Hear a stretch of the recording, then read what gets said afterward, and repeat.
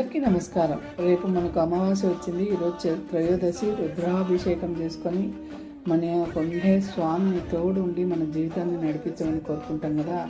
మనం రేపు 3 చేయాలి. ఒకటి, మనము స్వామికి ఆవ నూనె తీసుకొని ఆవ నూనెలో ఒక గిన్నెలో పోసుకొని ఆ గిన్నెలో మనం ముఖం చూపించుకోవాలి. మనం ముఖం చూపించుకొని పక్కన పెట్టి జపం తీసుకొని ఈ మంత్రం చదువుకుంటా ఈ మంత్రం చదువుకోండి. ఈ మంత్రం చదివిన తర్వాత జపమాల తీసుకొని మళ్ళీ మంత్రంతో జపం చేయండి.